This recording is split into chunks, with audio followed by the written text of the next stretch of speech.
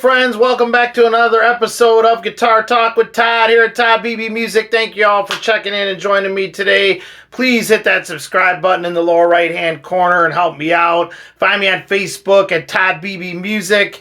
Today we have a quick little lesson here, obviously aimed more at beginners.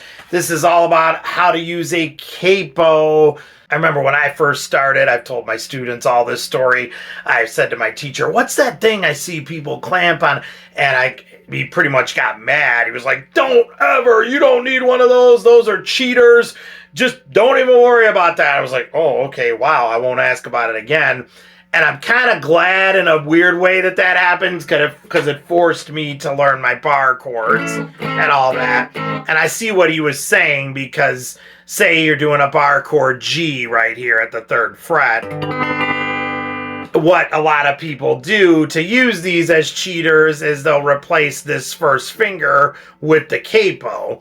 So the capo goes down across there at the 3rd fret. That's where our first finger was, but now we don't need it there anymore. So I can just play an E chord.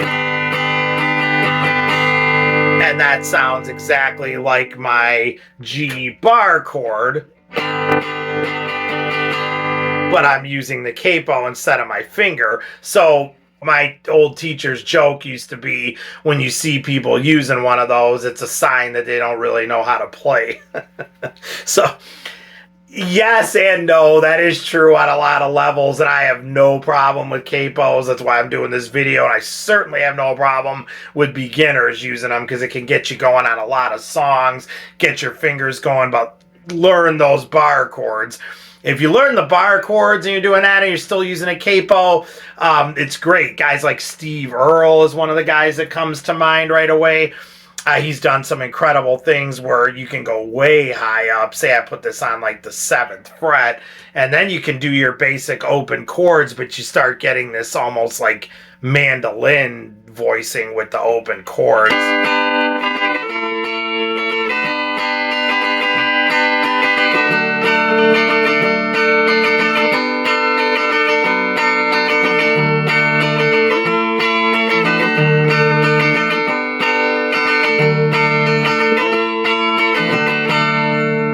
So right there, I mean, looking at my fretboard, I'm holding that at the 10th fret without the capo, so technically I'm playing a D chord.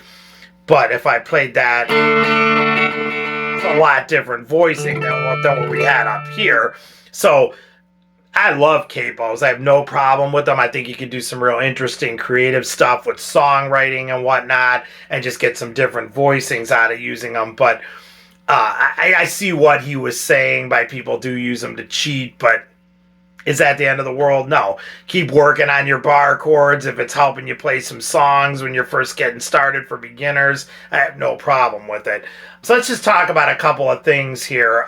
Going back to where you position the capo, like we said, you like to be right up against the fret. Some people will say go right on the fret, and they both work. Kind of experiment with your capo and your guitar. They're all different. But like I said, Kyser and other companies now make special electric capos, so you don't have too much pressure, which can make the strings go sharp, because it's clamping them so much it's actually raising the pitch of the note.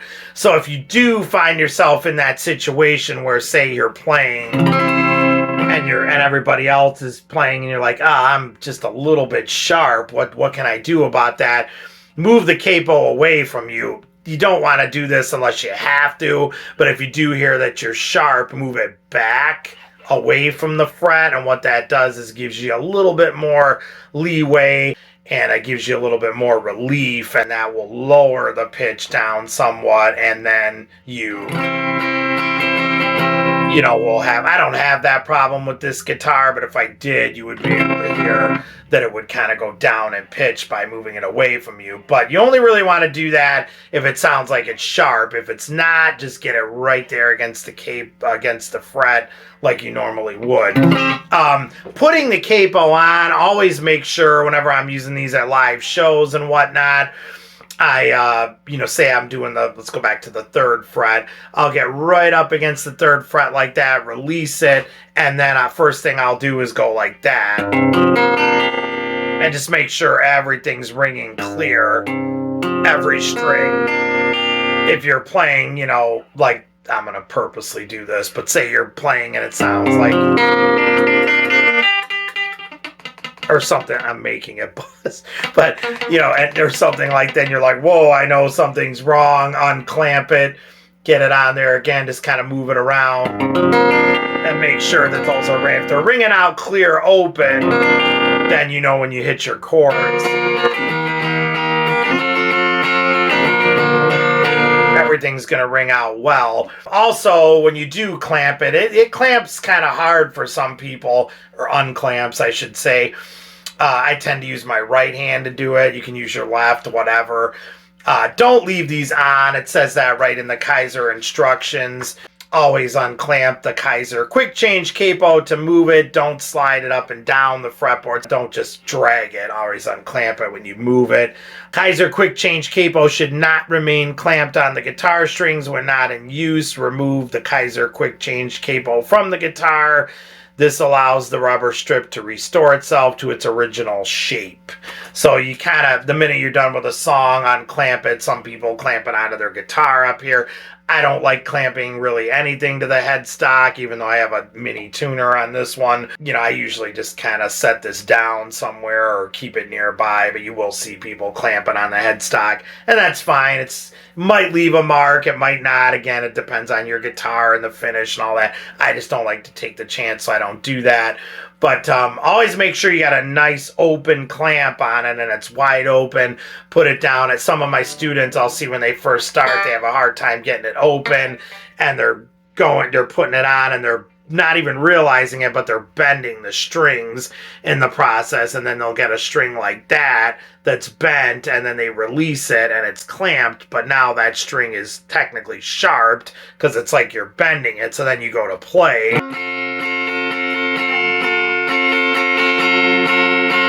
it's all wrong. So, and if that does happen, you don't even really need to have to take it off. Just clamp it, release it. You can see the strings are free and clear, and then just release it again and make sure nothing's bent. So nothing bent or anything like that. It should be just like your finger against a metal fret, and the open string should sound nice and clear.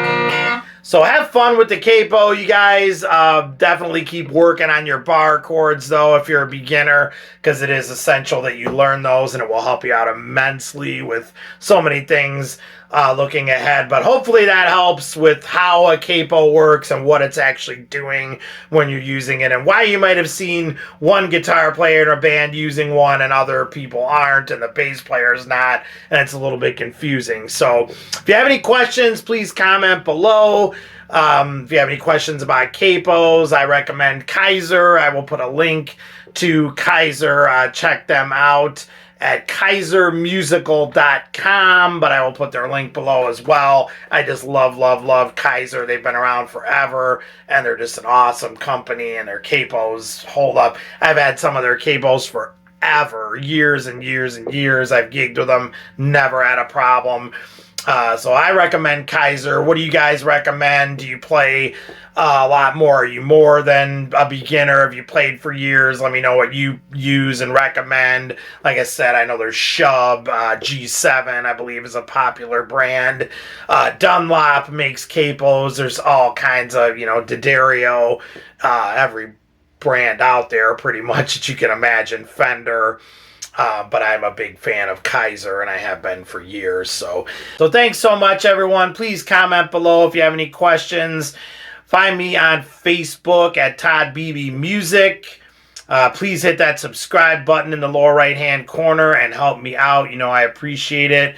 And we will see you all again. Stay safe and love your dogs. Take care.